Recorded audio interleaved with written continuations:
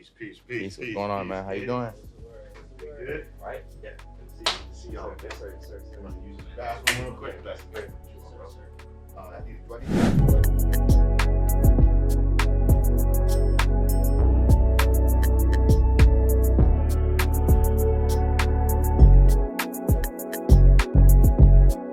What's going on, y'all? Welcome to another episode of the InnerChild Podcast, where we have authentic conversations about childhood growth and passions.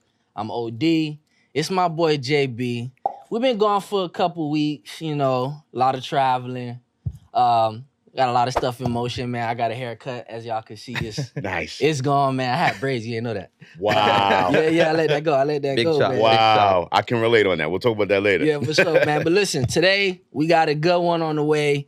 Our guest today is a multi-platinum music producer who's produced music for over 100 of your favorite artists. I'm talking J.Lo, Chris Brown, Fabulous, 50 Cent, T.I., Busta Rhymes, Keisha Cole, Jeezy, The Game, Dave East, Cameron, Justin Bieber. I even saw Foxy Brown on his discography. All right? He's been on tour with Trey Songz for 18 years as his music director and drummer. Resident drummer at Dre's nightclub in Las Vegas for 8 years to present now. He's the author of his own children's book, The Story of Amadeus, and The Beat Goes On. He's been inducted to the Bronx Walk of Fame class of 2024. This man literally has his own street sign by the Yankee Stadium. All right. Received an honorary doctorate in music, business, and entrepreneurship. Received a Presidential Lifetime Achievement Award from President Joe Biden. He's been on the cover of Urban Magazine, Black Link Magazine, Independent Artist Spotlight. He's a motivational speaker, educator, CEO of Platinum Boy Music Incorporated. We can keep it going. Man. But InnerChild fan, welcome to the show, King Amadeus. Let's clap it up, baby. Yes, sir. Yes, sir, man. What an amazing introduction. It's crazy when you hear this back. Yeah. When you live the life and you do what you do, but when you hear it back and you take time to that's why I was just sitting here. I had my head down, not in any negative way, but I just had my head down in a humble way and just listening and just appreciating all of these moments, man. So first off, before we even get to me, salute to you, Kings. Sir. You know what I mean? I appreciate what you do. I appreciate the platform Definitely. for allowing people like myself to come up here and share the journey and story. So salute to you guys. I reached out to y'all because I saw the greatness, that you guys had going on. Facts. Grateful that we're here today. Thank you. Definitely not. We appreciate you big time for coming on. It's something that's been in the works for a little minute now. Yes, so glad that we're able to have it. But that was gonna be my first question to you was just how do you feel when you hear these things read back to you after just working for so many years and you kind of reflect on the fruits of your labor sometimes. Right. And I don't know how you may feel now present day of still just being on the move on the grind. But when you just do reflect back onto your amazing catalog and body of work, like what does that feel like to you and how do you look at it from afar? First of all, thank you again. Thank you, Kings, again. It's a wonderful feeling, man. And I feel like oftentimes we all have goals and dreams and drive and aspirations of so many things that we want to do and accomplish, right? And we stay focused on that, which is great, right? But so many times we miss out on having this opportunity to appreciate what we've worked so hard for and what we've done, and just to sit back and really smell the flowers and really appreciate how far we've come in life and what we've done and what we've accomplished, man. So I've been really taking the time the last few years to really bask in the ambience of all of the hard work and the drive, especially being from the Bronx, from the bottom, from the hood. No one expected me, not saying no one, but when I spoke of my dreams and aspirations, it was so far-fetched to people, you know what I mean? But to me, it was a little kid from the Bronx that's like, I'm going to figure this out. I'm going to do it. So it's an amazing feeling. It's a blessing. But the hustle is still there. The grind is still there. Yeah. The focus is still there. I appreciate every moment God has blessed me to achieve, but there's so much more I want to do and accomplish. So I don't get stuck there, but I do take moments to really celebrate and be grateful of where I am. Yeah, no, that's real. That's real. You already talked about the whole Bronx upbringing, and we want to dive into that, you know? Yeah. But, I'm a fashion guy. Yes, sir. I see the drip. I had to come right to that. Yeah. I had to come right to that. JB been getting this thing going on. Okay. You do music, right? Yes, that's your main thing amongst other things, right? And obviously it's all relatable stuff, right? Because it's a form of expression. Yes, sir. It's art. Absolutely. It's how, we tell our story. You know what I'm saying? So we got this segment, right? I don't know if he told you about it. Okay. All right. The segment's called Drip Check, right? It's real dramatic. Bombs gonna drop. Post-edited, right? But in this segment, for sure, now, just an icebreaker, giving people an opportunity to just talk about their outfit, Okay. their form of expression and why Yes, they sir. chose to wear what they wanted to wear. Love and, that. Love what that. they do, man. So let us know what you got going on today. Listen, man, we talking about flowers. You know what I mean? We're talking Right. about flowers. So as you can see, I got the roses, on my jacket. I love colors, man. I love colors. Sometimes I'll be on the all black energy, the dark colors, but sometimes I just won't pop out and step out. You know what I'm Yeah. saying? So shout out to 22. That's the hat line. My brothers in the Bronx created this really dope hat line. What am I wearing? Yeah, this is all Fashion Nova, man. I love Fashion Nova, bro. I'm a Fashion Nova king. H&M on the shoes. And people be like, Fashion Nova, you wearing Fashion Nova? I say, yeah, Fashion Nova work for me, bro. Like, Nothing wrong with fast fashion. listen, I love Fashion Nova. Fashion Nova is great to me. The prices are amazing. I got things to do, man. I got businesses to start. I got kids. I got my son in college that I'm paying for. Like, got real life responsibilities. So if at the end of the day, I can't say never been. Young when I was younger, I was into the brands and rocking certain things. But the crazy part was, just being honest, like it really wasn't the fact that I was really into it. It was the fact of me being in the music business and the music industry and wanting to look apart. Yep. A lot of that stuff I didn't really like. Salute the Gucci, salute the Louis, but I was buying stuff just because I wanted to look the part. And then once I really got to where I was at, I'm like, man, I'm just gonna do me, bro. If people don't rock with who I am, then it is what it is. So if I like it, if I see it, I don't care if it's a brand, if it's not a brand. If I like it and I see it, I rock it. And I think I came correct today. Hell yeah! I represented. You for sure. Okay, you did that. You did that. Now show me the game. Now I see the drip over here. Man, I see it. How old are you? I'm 28. Yeah, see, I see the drip. Y'all gonna show me the game. Y'all gonna teach me the game. So show me the way, because this is drip right here. I see what's going on. I see the Godspeed. I see the gallery department. I know these brands now. I know what's going on. I haven't tapped in, but I'm gonna live. I'm gonna live through you. I'm gonna live through you. Man, you're my son. Go ahead, y'all go ahead, man. I'm just trying, man. I'm just trying my way, man. But now, like, to get into it, you from the Bronx. I read in a few places that, you talked about how, and everybody knows about the Bronx, right? And everybody knows about New York back in the days, and how ugly it could get, right? And how much of a distraction it is out there. Big time. You spoke about how, like, your parents kept you guarded from that stuff. And, fortunately, you weren't in a space where, you were a part of that kind of lifestyle, and it helped you out so much today. Absolutely. You know what I'm saying? Talk a little bit about, like, the impact that had on you, like, as a young kid, and what you realize now growing up when, your parents kept you away from that stuff, and you probably could have felt like, damn, like, they ain't letting me play outside. They not letting me do this, do that. They keeping me on log. Yeah. Like, talk about that experience. That was the energy, right? I'm like, damn, man, they don't want to let me live, bro. Like, everybody's outside. You know what I'm saying? Everybody is having fun. Everybody is going to places, parties, events, different things, just outside in the front playing ball, you know? And for me and my parents, it was always a hard no. Like, it was like a no. Can I go outside? No. Can I? I used to be like, yo, can I go to the store? All right, but you got 5 minutes. And my mom would literally sit down at the window, because you could see he was on the 4th floor, 4C, and you could see the whole front of the building. You could see the store. You could see the corner. And she would sit right there and just wait for me to go. Like, you got 5 minutes. And if you ain't back in 5 minutes, it's a problem.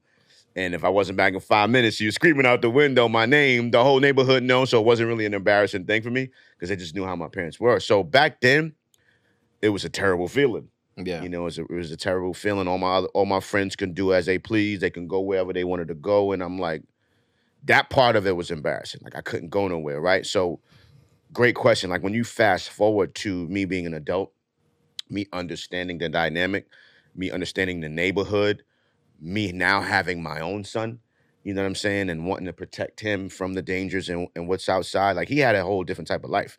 Like, he didn't grow up in the projects. He didn't grow up in the hood. Not saying that we're better than. We just wanted to create an environment for him where he can actually go outside and actually go in the backyard and play and be out as long as he wants to be out. And that's what we've been blessed to create for him. So it was tough, man. It was tough, but I'm grateful. Again, being a parent now, I understand, I get it. But that saved my life. That saved my life. That kept me off the corner. That kept me from being, killed. That kept me from being in jail, which is a lot of people that I know or grew up with or was around that same era of time. Unfortunately, I had to deal with those, those type of things. So I'm grateful, man, for the lockdown. Yeah, I mean, that's real. Me, per se, like, I'm still 28. I don't got no kids, not married yet. Okay. But growing up, it was a little bit of the same, right? Mhm. Me, I kind of was, I'll be honest, I was sneaky. I'll be outside still when they told me not to be outside, or, I'll be hanging out on the block after school when they told me to come home if I didn't have no practice or anything like that. But one thing I could always say is, my parents were always so protective, and that voice in the back of my head always kept me from doing too much. Got you. Like I knew my limit. Yep. And I knew where not to go. And if they were doing something that was just way too extreme on the block, then you'd be like, I knew not to do it. And then also too, because I was also playing sports, I had people on the block that was also telling me like, no, like you're not you're going. going somewhere. Yeah, you're not going to do this, So and I love that you shared that because growing up for us, like there was a community. Yeah. And the community looked out for one another. If somebody else's mama or somebody else's pops, cousin, aunt, auntie, whoever saw you doing something crazy, like they had the right to check you. Oh yeah. And checking, you could have been getting slapped. Checking, you could have been popped, yelled at. When they see your parents, letting them know what's going on. So nowadays it's different. Like you can't even check nobody, man. Somebody go down if you try to check somebody for doing something wrong. So I appreciate the community that we had growing up. No, that's real. And I think, similar to what OD said, that voice in the back of your head and sometimes from your parents, and sometimes you don't necessarily see it, when you're younger, but as you get older, you can be more appreciative and thankful. But with that, one of the places, where they did have you is, growing up in the church, if I'm correct, right? Yes, sir. So, how did that experience in the church, your passion for music evolve or grow there, whether it's on the drums or any other like musical platform? How did that, help you when you were younger? So before the church, right? Okay. There, like the school I went to was a Catholic school. Okay. Right? St. Augustine School of the Arts. So with going to that school, everyone that was in 4th grade had to choose a musical instrument. Okay. Right? Now, I wanted to learn how to play either the saxophone or the trumpet. Okay. I was absent on the day where you was able to choose the instrument. Now, it's crazy because my parents never, you probably can relate to this, let me stay home. Facts, 100%. But for some reason, this day, They let you stay home. they let me stay home. I go the next day to school, and the slots for the trumpet and the slots for the saxophone are taken. Okay. Only thing available is the violin or percussion. I didn't even know what percussion meant, bruh. But I definitely, growing up in the Bronx in the hood, I was already a target because I had to dress up with the slacks and the school uniform. Last thing I wanted to do, all due respect, is be walking through the hood with a violin case. The fact that I was able to even think in that manner in 4th grade, I didn't even know how old I was, bro. But I knew what time it was to know we're not doing that. Right. I didn't even know what percussion meant. Yeah. I'm going to go percussion. Do you know what that means? I don't know, but I'm going to go with that. Walking percussion, drums. Growing up, fell in love with hip hop, always was exposed to music and that type of thing. So I really had a love for music. Never knew I had a love for musicianship, but I chose drums, sat down on the drums for the first time. It was like instant. Fast forward to church. Nobody really wanted to go to church, bro. But you had to go to church. Like it was a must. It was nothing to talk about. You couldn't stay home. You was there. So in church, I was being a fool. Chasing the chicks around in church, being annoying, being disruptive, until we changed churches and went to another church that was of the Pentecostal faith. They was turned. And they had a live band. And that was the first time of me seeing a live band of musicians that looked like us. And that was a defining moment, man. I fell in love with that church, always wanted to go. And that was kind of where the love and passion started for musicianship, drums, producing. And, that's, for me, to just switch to church, like that's the foundation. That's my foundation. As we were forced to go, you kind of listening and not really listening, but you kind of listening. And eventually, it starts to get within. You know what I mean? So the more I went, the more, the word became something that I appreciated, something more that I valued and really took inside internally. And spirituality and God just became, my foundation. And I've learned and I believe that my gifts and talents are through God. And I just, appreciative of that and want to always do the right thing with my gifts. For sure. Real quick, what's that connection between church and music? Man, it's the greatest connection ever. I don't care what y'all say. Argue with your mama. It's nothing like a church musician, bro. Yeah. Right? So, and I'll be transparent. I can't read music. I started to read music in school, but because I had the natural talent, and I'm not going to say any names, I'm not going to say the teachers' names, I felt like they took advantage of that. Yeah. And they didn't guide me and lead me in the right way and show me the right way. It was more so of just let me hear the beat. Let me hear the beat. I'm going to play the beat. You know what I'm saying? So all of the shows were lit. All the recitals were fire. I was showing the other musicians in the class the track, the beat and the patterns because it was a natural thing for me. So I wasn't really taught properly on how to read, right? So church is all a vibe, is a feeling, bro. It's an energy, it's a spirit, So anything that I'm doing on tour right now, shout out to Trey Songz that allowed me to tour the world with him and my brothers. Like anything that I can experience on tour from a music standpoint or a performance standpoint, it's done in church, bro. Yeah. Like we have rehearsals, but there's still a vibe and a feeling that you have to have to experience. So my late pastor, shout out to my late pastor, Bishop Michelle White, she showed us the way. Like we're prepared for anything. Right. She's in the middle of preaching and she wants to go to change keys. Boom. We don't know what song she's gonna sing. She's just gonna start singing the song, and then we come right in. The choir could be. We rehearsed this, but the spirit moved, and we're gonna do this song now. Like So they've prepared us. Church prepares us for that ad lib. It's like an ad lib. There's a seasoning and a spice and a sauce that you get from church that you can't get from nowhere else. And much love and all respect to every musician in every part of the world, every genre. But it's just something about the church from a musician standpoint and from a singer and songwriter and a performer standpoint too. It's just different. No, that's real. It's just different. That's real. That's definitely. You talked about the fact that you can't read music, and I saw you say this in a few podcasts and a few shows that you've done before. And you gave the whole Rick Ross story about like how he caught you playing drums, recorded you, and wanted you to play for his orchestra. You end up doing some work with Rose. Yes, sir. How have you been able to like sustain a music career and not be able to, I guess, read the music sheets? Like, how you still been able to, like, keep it going and then not read the charts? Two different worlds, right? So when we're talking about chart reading and reading music, that's from a lens of performing. Okay. Not from producing, not for creating, not for writing, right? So as a producer, like, you don't got to know how to read music to create music. If you have an ear, you can do that. Now, if you do read, that is an advantage that you would have as a musician and as a producer, right? But there's no rules or set law in regards to you have to know this or know that in order to produce, right? And kind of coming up from my own experience, I would meet a lot of musicians, especially in church, that are incredible musicians, incredible players, but couldn't produce.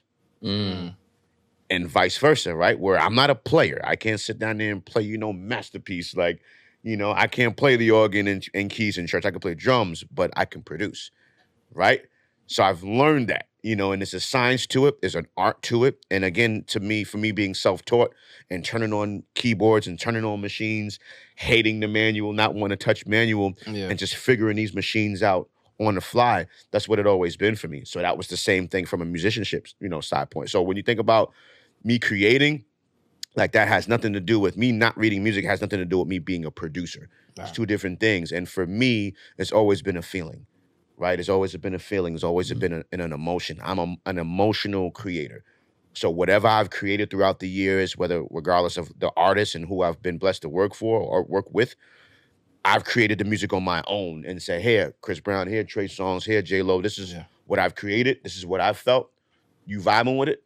It's never been the other way around of me going in and creating a specific sound or song or a track for a particular artist. I've never worked that way. I never wanted to work that way because you kind of, to me, you're forced in a direction. Like, I got to make something for J.Lo. I got to make something for Chris Brown. I got to make something. Nah, I'm just going to make what I'll make and make what I'm feeling for that day. And I'm going to send it to everybody that's working musically. Right. And whoever chooses it first. And we'll make the greatest record we can possibly make together. So that's always been my take and approach on creativity. I like that. Yeah. I like that. And also, real quick, I do want to know this, because you named after Mozart. Like, your nickname is dubbed after, Wolfgang Amadeus Mozart. Yes, sir. Where did that nickname come from? So growing up, and I got to say it, man, and everybody be like, what? Like growing up, Boogie and Dog was like a part of names a lot, right? So my given name, my born name is Antoine, right? So I remember having a name, A-Dog, Ant Dog, and then when I was kind of rapping, we'll fast forward that. But when I started producing, I was going by A Boogie. And everybody was in tears when I said that was my name. I thought it was fire, but people was like, "A Boogie, what's A Boogie?" I was like, "Bro, I'm, my A from Antoine, and then Boogie has, drums, patterns, rocking, like musician, producer. Nobody rocked with it, right?" Fast forward, shout out to the young king from the Bronx, about 10 minutes from where I grew up, A Boogie with the hoodie. So I guess if I would have put with the hoodie at the time, it would have been fire. So I'm bringing that up to say, man, just do you, man. Like, do you. Moral of the story is do you. Like, if I would have, I love the Amadeus. I love, I'll finish that. Yeah. But originally I had A Boogie. You know what I'm saying? So it's just about, there's no right or wrong. There's no rules. Whatever you feel and do that. So the name Amadeus, as a little kid, I saw the movie in school. We had a lot in common.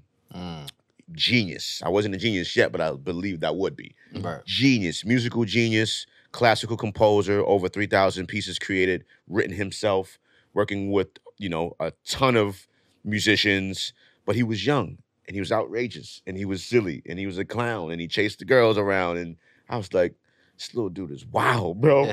And that kind of what allowed me to be comfortable using the name. And I just kind of said to myself, maybe I can be the modern day Amadeus. Maybe I can be the Amadeus of hip hop. Maybe I can be the Amadeus of R&B, of gospel, of pop. So that's how that whole thing came about. Shout out to my big brother, Steve Soup White, because he was the one that actually was throwing different names at me. He threw out Mozart, he threw out Wolfgang, and I was like, he threw out Beethoven and a bunch of different names. And he said Amadeus. And I was like, I didn't love it at first. I'm not going to lie. It grew on you. I didn't like it. And, the A for Antoine and Amadeus was cool.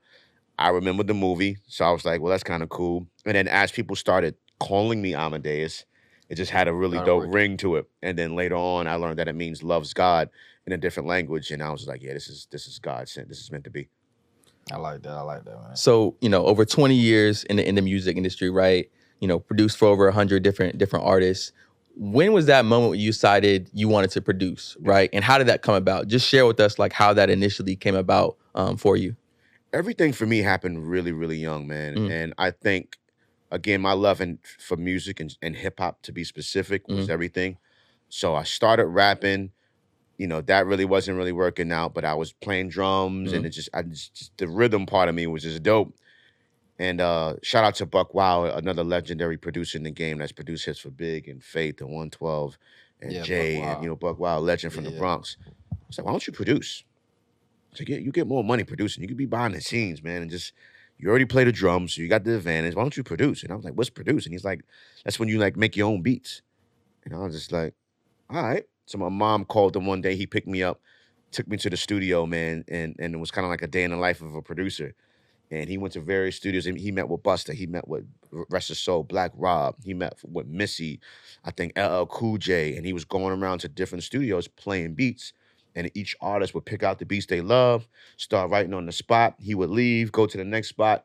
And this was happening like all day. And he dropped me off at the crib and he was like, what you think? And I was like, this is it. This is what I want to do. And I probably was like 15, 16 years old, bro, when it was that moment for me. And I just knew it was something that I wanted to do. And after I made that decision, like, that's all I wanted to do, bro, was make music, create, make beats. You know what I'm saying? Yeah. I ain't care about having no girlfriend. I ain't care about hanging out. I ain't care about being outside no more. It was just like, I just want to be in the crib, making music. So that was the defining moment for me. But was that, in that moment when you're seeing this happen, it just instantly becoming like a desired passion of yours, or you're not thinking about like necessarily money, fame. Yeah. You're just thinking purely like I'm in love with music already. Absolutely. And I'm just gonna, this is what I want to do for a long time. And I love that you brought that up, because at that age, I don't know anything about business. Yeah. So for years it was just passion. Yeah.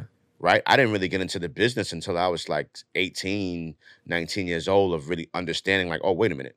Like, this is a lifestyle. Like, this is a business. Like, I can have a company and I could survive and live off of this and take care of my family and feed my family doing this. So I love the fact that you brought that up. Yeah, and I didn't know anything about that. Yeah. And my parents, was kind of frowning upon it at first, because they didn't, they from the church. You're gonna do what? A hip hop producer? What is that? You're gonna go to college? You're gonna go to school? And it's like, nah, I won't do this. One day, I never forget it. My mom was in her room. And MTV came on. And remember MTV Cribs? Yep. Yeah. Swiss was on MTV Cribs. And she watched it. And I remember her calling me to her room. It's like, come here. Came in the room and she was just like, that's what you do? And I was like, yeah. And she was calling him. She calls him Swizzle. It was bad funny. The Swizzle. That boy up there talking about he make music, he make beats. He got a big house. He got a lot of cars. I was like, exactly. She was like, this is what you were saying? I was like, yeah. So from a business sense, that was a moment for both me and my mom because she recognized how big it is to be a musician and to be in the music industry because she didn't get it. She didn't understand. And I realized it as well from a business sense, like, whoa, he got that from making music and making beats, which is what I'm doing, or was on. And that's when I tapped into the business side of things and really having an understanding of what it is. And I love that. I love this question because it's so powerful, right? Where my why started out as strictly love and passion, as well as this is gonna get me out of this environment, Right? possibly. This is gonna keep me out of trouble. This is gonna keep me off the corner. This is gonna keep me from being killed, God willing. This is gonna keep me from going to jail. Right. It's a yes when I say I want to go make music. It's a yes when I say I want to go play drums in church or school or do anything music related. It's a yes. It's a hard no for everything else. So at the same time, it was my outlet. It was my way out. It was my way outside. Yeah. And I didn't take advantage of it. I really did that. And, because I wanted to be the best that I can be in that area. And one more thing before I let you go, D, is like I really respect that because in today's day and age, people are so enamored with instant gratification, right? With anything they do, whether it's music, whether it's, they just see whatever on Instagram or social media and they think, oh, well, that person, is flashing off what they have and they just got it just like this. But that's not the case, right? Like, you mentioned you were, I'm assuming 3-4 years of not getting paid or not doing anything, just soaking up the game of knowledge. 6, 7. Yeah, and that's okay. Well, dang, and that's a lost art these days to where you're just soaking up genuine game, and then you can go in and act on it to then capitalize down the road. So I just want to acknowledge that because that's something that we've talked about with just us, and then we had another guest on. Shout out to Bash when he talked about interning and styling for different stylists, excuse me. Got you. And so, yeah, I just wanted to acknowledge that because I think that is kind of lost in the sauce these days of, putting that work in, really learning, and then getting to the money. Before you go, I love that, right? Because it allows me to think about what I call, or what we call shooting in the gym. No one from a professional level heard my music for years, bro. Because I didn't feel like it was up to that level yet to even be heard. I respected the game so much, and I respected the colleagues and my heroes that produce music and create music. It's like, now I'm not just going to jump into something and then be like, hey, listen. Nah, I shot in the gym for a long time, right? And then to add to what you were saying, the internet didn't exist for me back then. Yeah. You know what I'm saying? So I didn't have the distractions or knowing like, okay, we had MTV Cribs and we watched music videos to see the glitz and the glamour that come from it, right? But that wasn't my why. Yeah. Right? So when you fast forward to today where you have social media and the internet and YouTube and all these different things and people being aware of what you can get and what you can get out of it, like the whys is so different today. Not for everybody, but for a lot of people, it's like, I want to be a star. I want to go viral. I want to be rich. Yeah. That was never my why going into it, right? So when you deal with all of the ups and the downs and the pitfalls and the potholes in the road, you respect it and you appreciate it because this is all part of the journey versus saying, oh, I didn't know I was going to have to deal with this. I didn't know you can possibly be broke. I didn't know it'll take X amount of years to not get a check for making beats. I didn't know you had to give beats out for free, like, in order to get to that point. Right. So they skip so much of these different levels. There's not as much appreciation for when you arrive. Because for some, it can feel like it's an overnight success. Or it may be an overnight success. You have a record and boom, you're there, you're hot. Nah, bro, I've been shooting in the gym for years. Yeah. Right? My peers, my competition were my heroes. Because producing wasn't the thing to do back then. It wasn't popular, bro. Like, it wasn't, Pro Tools and Logic and all of these different, you buy a computer. Nah, bro, I had to go buy MPC. MPC is $1,300 and then come with no sounds. I had to go sample my sounds. I had to go make my sounds. That keyboard, the Rolands and the Phantoms and the Motifs, bro, them joints was $2,500. Yeah. You're not doing that, right? So when you fast forward to today, where you can get all of these sound packs and different things and you buy, Logic, and Logic is coming with 5,000 sounds, and everything is being handed to you, bro. It wasn't being handed to us back then. We had to create. We had to go get that for real. We had to build it from Right. scratch. Mm-hmm. You know, and I'm not saying that to shade anything that's happening right now, because I love where technology is today. But you have to go back and respect the kings that came before and the queens that came before that didn't have all of what people have now, and we made it happen with that. So imagine if we had the technology that existed today back then. Yeah. It'd be crazy. But I love that. I love, you know, where I come from, man, and I love that I had to really put that work in and really work hard from scratch and build nothing, you know, into something to be, you know, where I'm at today. Definitely. Yeah, nah, I mean, man, you was dropping hella gems, bro. Yeah, nah, I mean, I just like the fact that you was talking about like how you had to give the beats out for free, and you know, it was little money, right? Mhm. I spoke to a friend not too long ago, who, you know, who freelances as well, Okay. does work in the creative space, and you know, one thing they told me was that, you know, as a freelancer or as a business Mhm. owner, like there's always gonna be periods. It doesn't matter if it's your first year or your 5th or 10th year where you're gonna be doing pro bono work. Mhm. You know, where you're gonna be doing work where you still sending stuff out for free, or you still handing out favors, and you still, you know, it's because it's still about the grind. Absolutely. You know what I'm saying? Obviously, like as time progresses, you'll continue to grow the brand. Mhm. The capital will come, but in that same space, you'll like always have to find some way to do pro bono work just to get ahead, or Absolutely. just to get in a door that Absolutely. you want to get into. Absolutely. Right? So what I really wanted to ask you, because we all know, like, I don't work in the music business, nor does JB, but you know, we know it could get a little tricky sometimes. Mhm. Music business, you hear it all the time. It's not what it seems, Absolutely. or so on and so forth.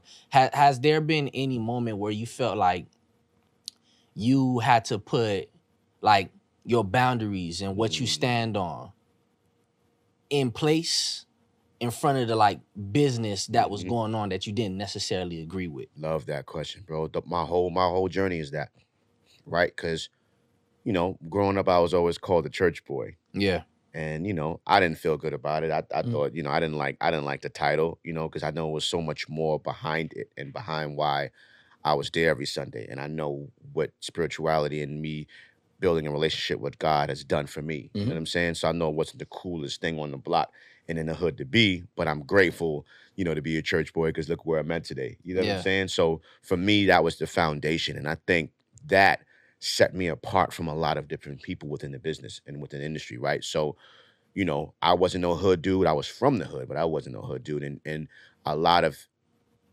rooms I've been in, a lot of studio sessions I've been in around some gangsters, bro. Like Yeah. I've been around, you know, some cats that are really about that life, that are really street dudes, you know what I'm saying? With entourages. Ain't no telling what was in them rooms, man. But God has always kept me covered and protected. And I always had an aura and an energy about myself. Yeah. Like I never walked in fearful. When I left, I was like, whoo. But walking into that room, bro, I walked in that room, one, knowing I deserved to be there and I belong there from a musician and producer standpoint, because I was there. So it's a certain level of confidence you have to have. But then I also walked in with a level of spirituality that just had that had that covering over me. Yeah. You know what I'm saying? So that was very important and special to me, and that guided me along this journey, bro. Like, it's a lot going on in the game right now. There's a lot of things that's going on with people in the game right now. People that I've been associated with, people that I've been in the presence of, man. And I used to always wonder, why I ain't get invited over there? Why I wasn't on the list for that party over there? Why I ain't get invited to the private joint? Right. You know what I'm saying? And when I think back, and I remember, you know, last summer being in my backyard and shedding tears, and I never spoke on this, shedding tears about and being grateful of where God has kept me from. Mm-hmm. You know what I'm saying? We always talk about, you know, being grateful for where he's brought us or the rooms that he put us in. But it was a moment of me being grateful for the rooms that he kept me out of. All right. That's real. Me thinking I'm not cool. Me thinking I don't got enough swag. Me thinking my drip ain't enough. Me thinking I ain't popular enough. Me thinking I'm not dope enough to be in those rooms. Whole time God was just like, you don't belong there, son. Yeah. And seeing, you know, a lot of what's going on in the world today, a lot of people in trouble, I'm like, okay. So that's always been my foundation. Am I perfect? No. Far from it. But I carry myself in a certain way, in a certain manner that demands the respect of the gangsters, Right. that demands the respect of the trappers or the street dudes or the dudes that are in there with 50 dudes and 50 goons. It's like I walk in a room and it's just a level of love and respect and support that I've always gotten as a little kid producing still to this day. You know what I'm saying? To the point where some of the toughest dudes or some of the most street dudes turn into a whole different person when they're in my presence. Right. And I'm not saying that any from me. That's not me. That's the God in me Mhm. to just show them like he ain't the one. That's not the one we mess with. That's not the one we disrespect. That's not the one we play with. And again, to be clear, that's not from a street level. I'm not talking about from a street sense. Yeah. I'm talking about from a spiritually. Spiritually. Mm-hmm. He ain't the one. Yeah. You know what I mean? So that's kind of how I've always been, how I've always moved. There's some rooms, like, again, that I've never been able to go into, man. There's rooms that I wanted to go into that just God was just like, that ain't for you. And I'm grateful to be able to be sensitive to the spirit and just have that spirit of discernment in regards to people, places, and things, and just knowing where I belong and where I don't. Yeah. Nah, that's it. You been dropping gems. Episode's nowhere near over, man. Dropping all these gems, man. From the rooms you have been in, right? You've been able to garner, hundreds of relationships over the 20 plus years, right? And one relationship being Trey Songz. Yes, sir. You've been his music director for years now. Mm-hmm. Explain how that relationship came about and how you all, initially connected and how you guys' relationship has sustained all these years. Yeah, man. Shout out to Trey again. We met in the studio. It had to be over 18 years ago, man. Yeah. We met in the studio. Shout out to Mike Jones. We were working on a song with Mike Jones. I was like, I was waiting for one of y'all to do it. Shout out to Mike Jones, man. And there was a song that I produced for Mike Jones, and it featured Trey. Okay. So Mike flew us all both down to Houston. We got in the studio and created the record. There was a drum set in the corner, and I mentioned to them, like, y'all play drums. Yeah. I don't play no drums, bro. I was like, play drums, bro. I'm a musician. I'm a church boy. Like, yeah. and they just kind of like laughed it off and shrugged it off. We got our song done, and I looked at Trey. Trey had his first album out, and I said, "Hey, bro, you making some real dope, soulful music. One day, the music that you're creating, you're gonna need a live band. When you do, call me, right? And I'll put the band together, right? Do it out there." Trey went back to, I think he was living in Atlanta at the time. He went back to Atlanta. I went back to New York. Mike was already at home in Houston. That was that. A year later, I got a phone call, from his manager at the time. Shout out to Delonte Murphy. He was like, "Yo, you ready to put the band together for Trey?" I was like, Like, yeah, we got a show in New York, big show, R&B live, Spotlight live. So it was a big deal. That show was a big deal in New York, right? Everybody and their mama was there every Tuesday. And I was like, cool. I ain't ready to put together the band. Because I never put together a band. I play as a musician. Yeah. But I didn't think he was going to call. You say things, you put things out there. We in the entertainment business, bro. Like, people say and talk and don't, really stand on that. But he did. And he was like, "Whoa, you told Trey you was going to put his band together, and he only wants you to put his band together. So figure it out. Let me know, bro. We got a show. We got to schedule rehearsals, da-da-da." And I'm like, and I called my big brother. Shout out to my man Butters, because Butters was already a music director. So I was trying to get him to be the music director, because that was already the position that he played for other artists. Me be on drums. We called some of the homies to be the band. He was just like, "Nah, bro. How you think I became a music director? Somebody gave me a chance, an opportunity, and I learned." He said, "No, accept the gig. You be the MD. I'll come out, be on keys. You'll play drums. We'll get, bass, guitar, anything you need to know, any questions, on the side, I got you." Yeah. And that was 18 years ago, bro. Wow. You know what I'm saying? And shout out to Trey, because it was a moment for us all to grow together. Mm-hmm. He's never had a band before. Yeah. I've never put one together. He's an artist, and he does what he does from a singing and a performance standpoint. I'm a drummer, and I'm a musician. I do what I do. I got my guys, my brothers that I played alongside in church all my life. Yeah. Let's do it. We did that one show, killed it, went back to church. Y'all want to do another show? All right. Came down, did like an album release joint, another show, went back to church. Yeah. Y'all want to go on tour?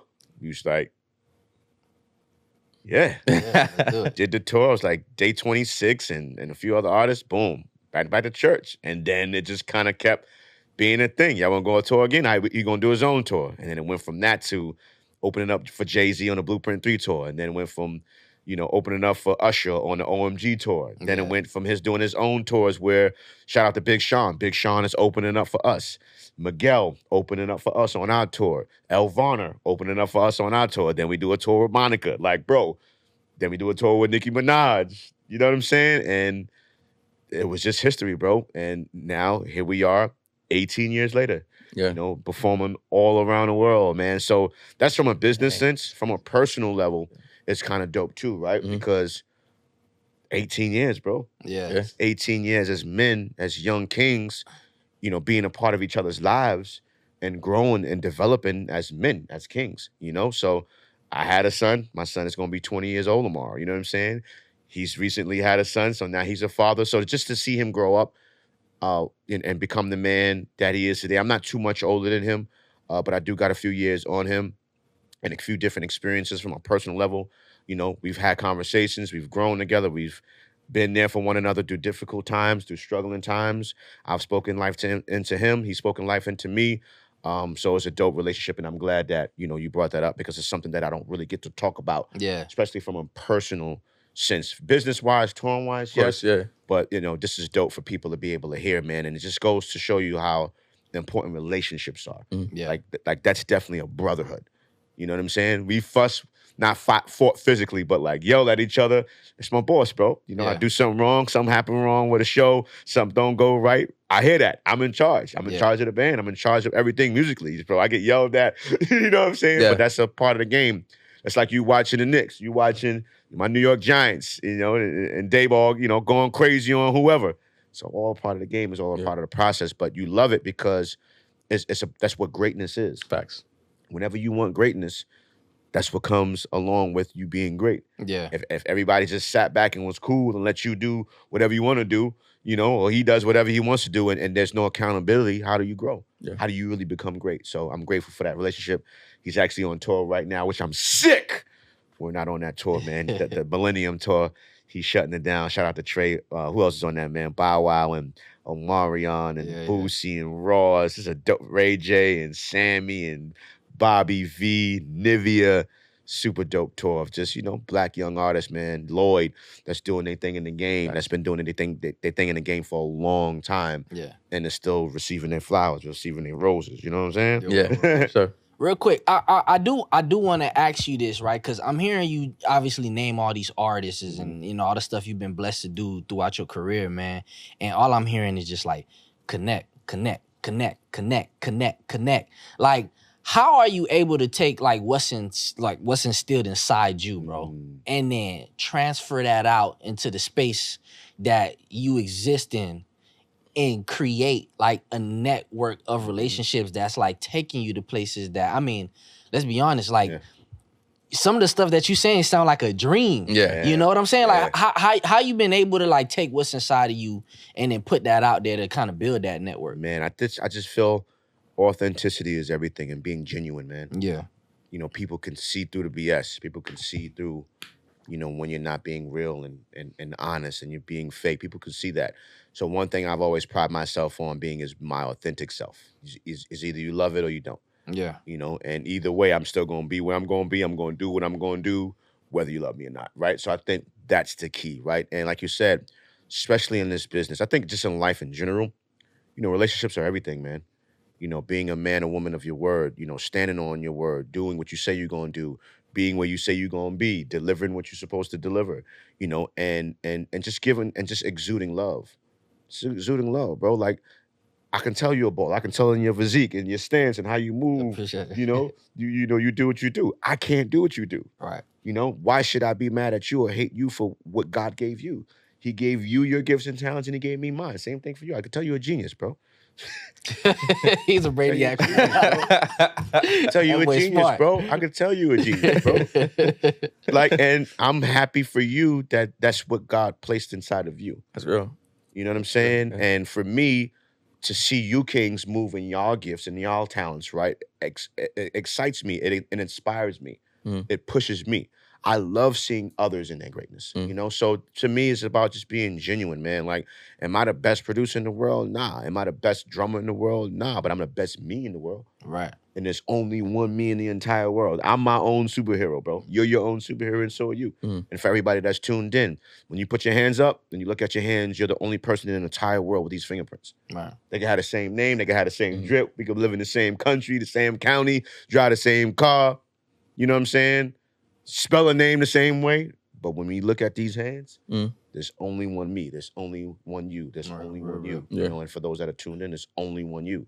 You know, so that's what it's been, man. And, you know, you learn because not everybody has the same heart and spirit you do. You know, so even though you're being genuine and you're being real and you're exuding love, sometimes you don't get that back in return. No. And it's not a good feeling, but you learn throughout life as you mature mentally and spiritually that it's okay. Just don't let that stop you from being you. Right. Don't let that stop you from being love and you from being that supportive person and you giving love and supporting people, man, because, you know, it definitely sucks. It definitely sucks, man. And especially in entertainment, bro. It's one of the fakest places you could ever be. I didn't know that. I didn't know I would be a politician and having to play, you know, so much politics, man. And sometimes I'm just not with it, bro. Yeah. So I'd rather not be on that album. I'd rather not be in that space. I'd rather not be at that event. Not, you know, I go where I'm celebrated, not tolerated, bro. That's a big thing for me. Yeah. You know what I'm saying? And shout out to Saquon Barkley, right? As a New York Giants fan, they didn't celebrate him there, bro. They didn't appreciate his gift At all. Relates to your athlete. They didn't appreciate his gift there.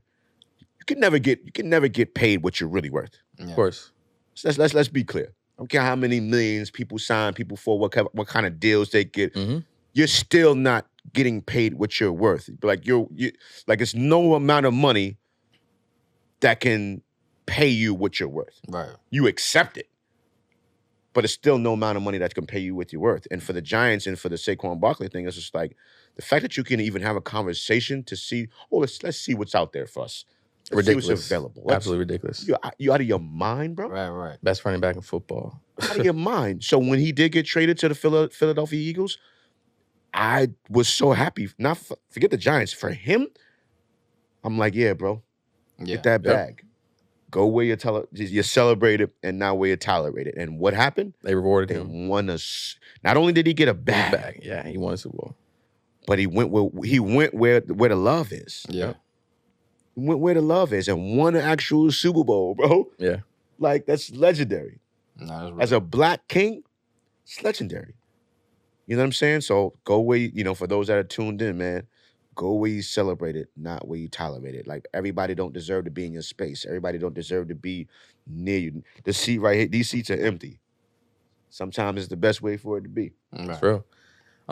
That's real. On this show, we talk about growth, right? And I think within growth, we talk about, evolving over time. As we get older, we mature throughout the years. And in 2021, you authored and released a children's book. Yes, sir. Talk to us about how, that was part of your growth and your evolution, from, when you were younger, when you're 15 years old, just getting into the music industry, all the way to when you released it in 2021. And how did you want to inspire the youth with that children's book? Right. So for me, I've always went to schools and spoke life into kids, man, and just, pushing them to chase and live their dreams. So I've always done that all around the world. As we would be on tour, I remember being in Dallas and being like, yo, is there a school nearby? It's like, yeah, let's call up and see if I can pull up. Like, just how I am and how I was, because growing up, we didn't have that. Like, nobody came into our school that we admired, that we respected, that we saw on TV, that we felt was famous, or really doing their thing, take time out to say, hey, you can do it too. Yeah. So that was a big thing for me, man. So fast forward, the pandemic hit, and that was a moment for us all. We had to sit our behinds down and stay inside. And it was always something that I wanted to do, right? Because when you go have these conversations with students and host these assemblies, sometimes they're listening, sometimes they're not. It could be a group of students that's really taking in what you're saying, but there's so many different distractions that's happening. Their friends are talking to them. So I'm like, when I leave this school, they might forget everything I said. Yeah. Right? But if I can have something tangible for them, like my book and the story of how I became who I am today, even if they forgot something that I said during the conversation, they can refer back to the book. They can open up that book. That's only 26 pages. That's like not a long read. There's pictures on every single page. And I was very strategic with that because being honest, I'm not a reader. So I'm like, well, if I'm not a reader, what would get my attention? What would inspire me to pick this book up and actually read it? Okay, it's only 26 pages. Amazing. Yeah. And it's pictures. Amazing, bro. I can get through this in 10 minutes. Cool. Yeah. And it's pictures of myself, as I was a youngin', as I was a little, like real pictures. Nothing illustrated, real pictures of myself, of me explaining and them actually seeing these moments of how I became who I was today. So that's how that came about. Shout out to my co-authors, the Queens, Lynn Hobson and Trina Stackhouse, that I wrote the book with, that was there with me from day one. Spend hours on the phone with them, going through my story and telling them what it was to finally, be a book. And, it's out now. It's doing very well. Shout out to all of the schools and the principals that have been supportive, purchasing hundreds and hundreds and hundreds of books, that are in homes today. Yeah.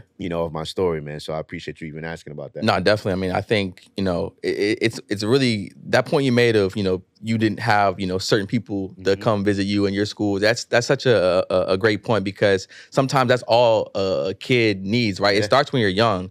You could get to middle school and high school and, you're a little bit older and you might be able to, create your own path. But really, when you're in that adolescent stage, before you get to middle school, it's very important to see certain things so that you can, even if you don't know what you want to do, you can at least aspire to do something, right? And I think that you've done a great job of, giving back, to the next generation. Even with you have a music 101 tour, right? Can you touch on that a little bit and explain like how that came about, the purpose of that? Just because, again, whether a student wants to, go into the music industry and be a musician themselves, whether they want to, be a producer like yourself, I think that's all very important to expose them to, a multitude of realms within the industry. And that's exactly what that was. And shout out to my brother, Uncle Mike Daniel, that helped me put that together.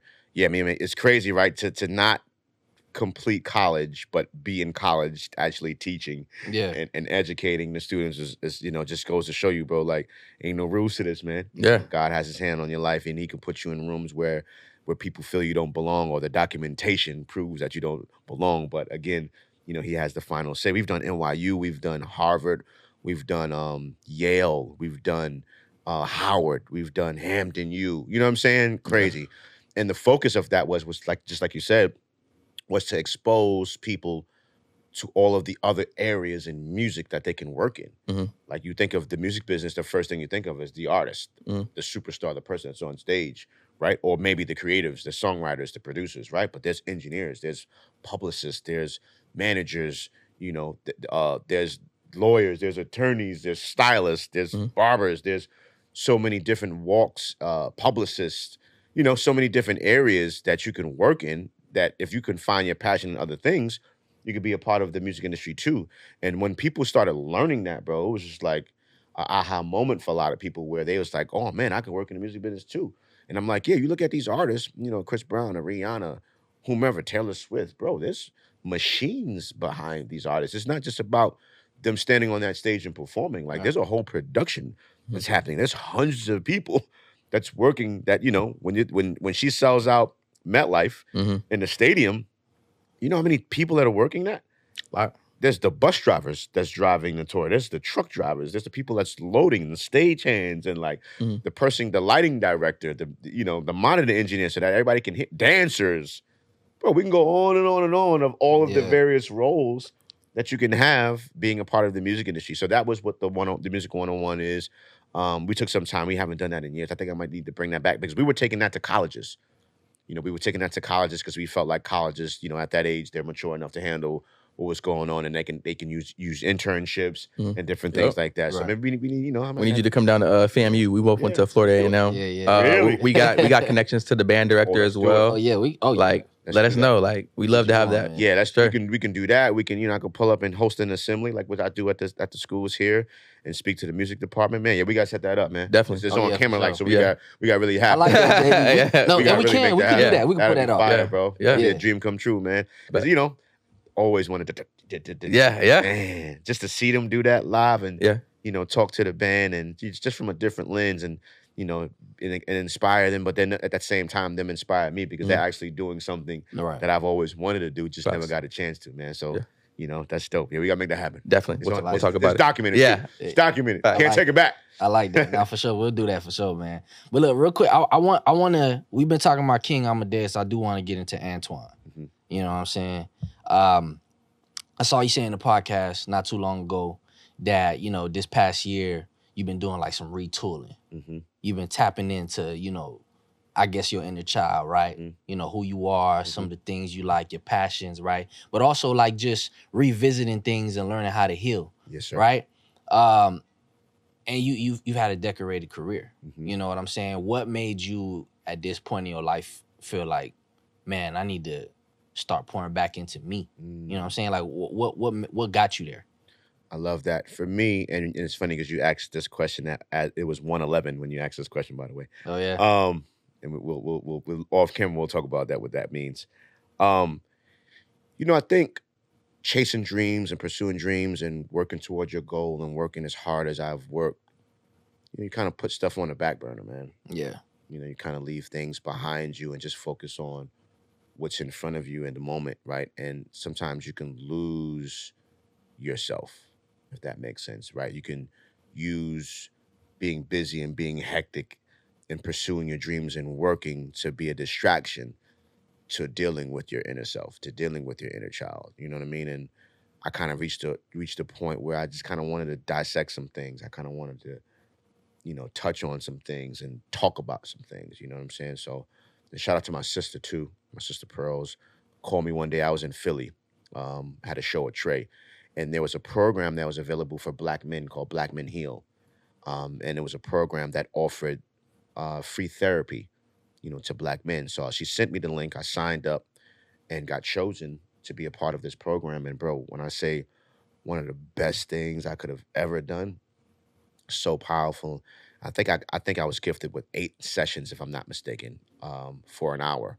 And bro, life changing. Yeah. Really diving into things that have bothered me, that have triggered me, that have harmed me, things I've never spoken about in regards to childhood, even adulthood too, going through different things in life that I've overcome, but never spoken about it. And spoken about it with someone that's neutral, that's a professional in this area, that knows how to listen, that knows how to respond to certain things, that knows how to make you see things in a different light. You know what I mean? And point you in the right direction. So one of the greatest things that I've done, it's taught me how to kind of not respond to things right away. Kind of like sit back, see the whole picture, think, consider, Yeah. consider the other person on the other side of that.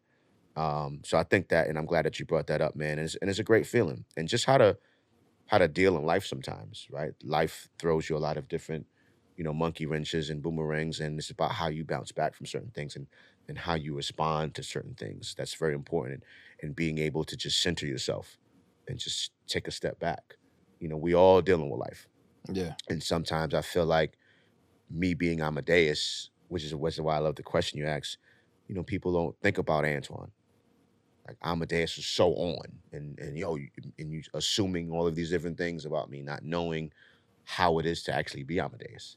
Sometimes I want to take a break from being Amadeus. Sometimes I don't want the limelight. Sometimes I don't want people looking or assuming and you're doing this or you're living this type of lifestyle because of you on TV or because you're on podcasts, because we're seeing the numbers and all of these accolades. Like there's a person within, that sometimes suffers. Yeah. He suffers to continue to be Amadeus, suffers to continue to be that inspiration, and when you are a light to the world, it's draining, man. I remember going, I wouldn't say specific because I don't want the people to, I remember going somewhere and the person said, "Oh man, I'm so glad you showed up. I need you. Oh man, I've been going through so much, man. I'm so glad you're here. I need your words. I need your wisdom." Not knowing that in that moment, I wasn't even on that type of time, bro. Yeah. I didn't even have it within. Yeah. I wasn't in a giving mode. I was quiet. But not saying that I had to do that, but that's the calling on life sometimes, where, you are a light and you have to shine that light on something or some people. And you have to put yourself on the back burner, which is what we do so often, Yeah. right? And be a blessing to this king because this could be life and literally there's life and death. Yeah. So if I tapped into how I felt in that moment or how I feel and not be of service, that could have been detrimental to this person. You know what I'm saying? So obviously I handled that. And then when I got out of that moment, it was a moment to just self-reflect and just to be in my space and, breathe Yeah. and release whatever that heavy burden that was just placed on me and just breathe. So, you have to be willing to tap in with self, take time for yourself, set boundaries, which I've learned, of what you are willing to allow and what you're not Mhm. willing to allow, and set boundaries for people, places, and things, Mhm. no matter who they are, no matter their titles, no matter who they are. Sometimes it's a no. Yeah. Sometimes it's nah, I can't do that. I can't be there. I don't want to go there. I don't want to do that. And I felt myself putting myself in places and situations that was hurtful to me. And I stopped doing that, which is why, last year I spent Thanksgiving by myself. First time in my life I'm 44. First time in 43 years that I spent Thanksgiving by myself. Yeah. And and my therapist was she was concerned. She said, I have my phone on. If you need me, call me. I said, for some reason, I think I'm going to be fine. I went and got all of the different foods that I liked. Mhm. Mad random, like random, just Right. random. Yeah. And had a feast to myself and watched the Giants get they kicked, but I didn't, and it was a great day. And it was a day with self. And I didn't feel forced into anything. I didn't feel like I was around the wrong spirits. It was just right. And I shed tears that night, but from a different lens, Right. from a lens of happiness and gratefulness. A friend of mine, shout out to my brother Eric that worked for Sennheiser, gifted me, and it was a surprise, gifted me with the original drum set that I was given by my parents when I was a baby. And I didn't know what this was, but I opened it up the evening of Thanksgiving, bro. Yeah. And I had a Smurf drum set. And it was the original drum set that my mom and dad got me when I was 3 years old, bro. And I opened up that joint and just started boo-hooing, like, because it was such a moment, right? And just imagining having that type of gift and receiving that gift on Thanksgiving Day as I sat alone Yeah. in my home. You know what I mean? So for those that are tuned in, that's watching this, take the time to work on you. Take the time to get the help that you need. Don't feel less than, especially as a man, because we feel like we're too powerful for that, and we let our pride and ego get in the way and think that it's a sucker thing to do. Right. That's the best thing you can do when you work on you, bro. And you can allow yourself to be whole for a partner, for your kids, for your family, for your colleagues. You know what I mean? It's a beautiful thing, and I feel amazing. Not saying that I don't have battles and have challenges, bro, but I feel like I'm on $1 billion right now. Yeah, Definitely, no, you know for what sure. I mean? I do want to stay there, right? Because obviously, you've garnered a ton of accolades, right? The honorary doctorates that you received, the 2024, Bronx Walk of Fame. Do you feel like in this last year you've been able to just like sit back and soak in just like, I wouldn't call it the benefits, but yeah, like the fruits of your labor. Yeah. You know what I'm saying? Like and as well with going, through retooling who you are, internally. Do you feel like you've been able this past year to just like soak in all of that? Yeah. And really receive it. And then now though, like come back outside, Mm-hmm. re-energized. Yeah, absolutely. Because there was a time where I was just gone, man. You know what I mean? Just kind of like off the radar, working, but off the radar. Yeah. And people have been like, yo, man, we've been seeing you everywhere. And it's like, yeah, sometimes you gotta pop out and show them. You know what I'm saying? And that's been what the energy is, right? But more to just be a blessing, man. Yeah. To be seen, I don't look the same. I don't feel the same. I've been in the gym. I've shed a ton of weight. So mentally, spiritually, physically, I'm a whole different person. Yeah. So everybody that knows me has to meet this new person. You know what I'm saying? And if you don't know me, you're meeting me at the perfect time, because it's at a time where I feel great. It's at a time where I'm at peace. It's at a time where I'm happy, where I feel free. Yeah. You know what I'm saying? So I have been able to, because the clutter is out the way and the noise that's internal that we all deal with is out the way. Like I can see clearly. Yeah. Which is why I'm out here, which is why I'm sitting here with you kings now having the conversation and really being free and really feeling good. Like a colleague of mine shared this with me, and it's so powerful. I haven't seen him in like a few years, and we linked up and we chopped it up, and he said, "How you been? How you feeling?" I said, "I feel great, bro." He said, "I can tell." And he said, "Yeah." I said, "I can tell." He said, "You look lighter. You look younger." Mm-hmm. And I was just like, and then I didn't take offense to it. Like it was just, but it was from another lens. Yeah. He's not talking about age. Yeah, He said, "You look lighter. You look younger." He said, "You look happy. You look at peace." And I said, "I feel it, bro." Yeah. He said, "Because you didn't look like that the last time I saw you." And I was like, wow. So you didn't look like how you look now then. You never know what you carrying on you, bro. You never know. And you think you're doing well camouflaging it. Yeah, facts. You think you hiding it with the swag and the fly and the accolades, and nah, bro, people can see. People that genuinely care and love you can see right through that. Yeah. It just takes a real one to call it out. And most people don't do that. Most people are not saying, "Are you okay?" And I'm saying, "Yeah," and be like, "No, you're not." They're just accepting the okay and just going on with their lives instead of tapping in like, "What's good, bro?" And we need more of that, especially amongst our brothers. We need, no, you don't look like you straight, bro. Like, what's good? Holla at me. Yeah. Let's talk about this. Let's deal with this. More of that. That's real. One last question before we wrap here. If there could be any advice you give to anybody out there about tapping into their inner child, what would that be? Whew. Making me emotional, man.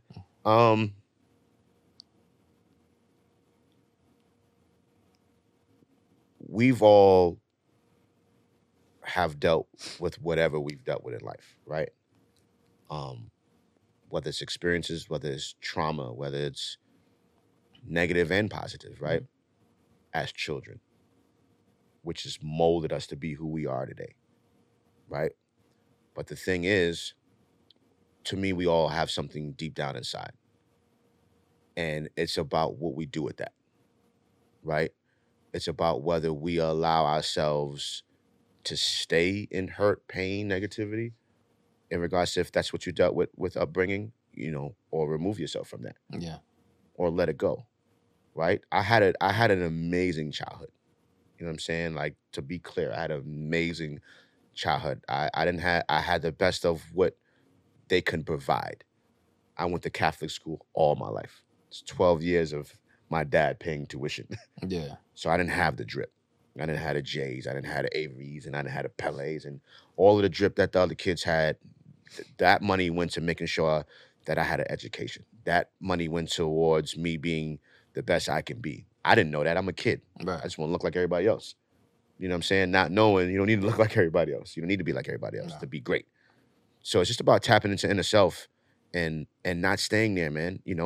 And it's easier said than done, of course, because I don't know what you've been through. I don't know what you've experienced. I don't know who those that are tuned in, what you've experienced, because a lot of those experiences carry on into the adulthood, and it overtakes people's lives, and it allows people to not live. And we get one thing at this thing called life, man. So it's about what you want. What do you want to do with that? Yeah. Do you? Because to me, it's about choices. It's about choices in life, and it's about decisions. I can decide on whether I want something to affect me or not. It's a very powerful thing. I'm going to decide not to allow you to hinder my spirit. I'm deciding that. I'm not going to allow you to do that. Because if I allow you to do that, that's giving you the power over me. Nah, bro. I control me. Yeah. You feel me? So just dig deep within. Don't be afraid to get the help you need. Don't be afraid to talk about it. Don't be afraid to let it out. And once you do, let it go. It's real. Let it go. Somebody didn't wake up today. Somebody don't have another chance, another opportunity to live. Yeah. You do. So overcome, try your best, remain prayerful to overcome whatever you've experienced in life and become that adult and be the best adult you can be. And which is what I'm doing today, but then turn around and try your best to prevent that other child from experiencing what you've experienced, from going through what you've gone through. You've been through that. Why would you sit back and allow another child to go through what you've been through? Yeah. Save them from that. Protect them from that. Love them from that. Give them what they need. Give them what you didn't have, which is what I do every day. Yeah. Nobody came and talked to me at the school and showed me that I looked at on TV, that I was admired by, that was on Video Music Box. rapping and producing. Nah, they didn't do that. So I'm gonna do that. Break the curse. True. And I'll end on that. Break the curse. They say it's a generational thing. Break the curse. Yeah. We the cure. Nah, real. for sure, man. Look, man, it's so much more that we want to keep. Part 2. Yeah. Let's do a part 2, Yeah. man. I put on a different drip. Yeah. You know what I'm saying? Yeah, And we do part 2. We're gonna have to run back in part 2. Let's man. do it. Let's but do it. Look, I appreciate you, man. Appreciate Same you. here. I King, appreciate man. you Yeah. taking the time to reach out, come on the show, and, Yes, and, sir. and you know, drop this love. You feel me? Wisdom. Drop Real this wisdom. love. It starts and with you, wisdom on the Kings, people, bro. man. It's, you know, I appreciate all the accolades and love you give me, but it's about what you Kings have built. You know, you built a safe space.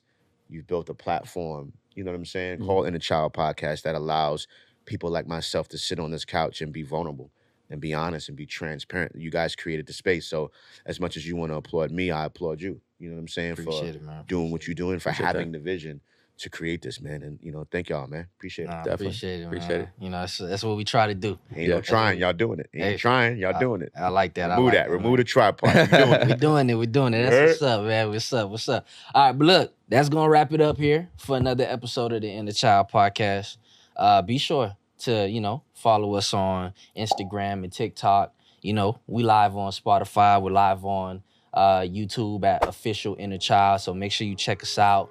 You know, I'm OD. It's JB. We got King Amadeus in the Yes, sir. building, Yes, man. sir. Great Big Bronx. episode. You heard? You feel me? Holla at my boy too, man. Y'all take care of yourselves. Remember to always embrace y'all inner child, all right? Till next time. Peace.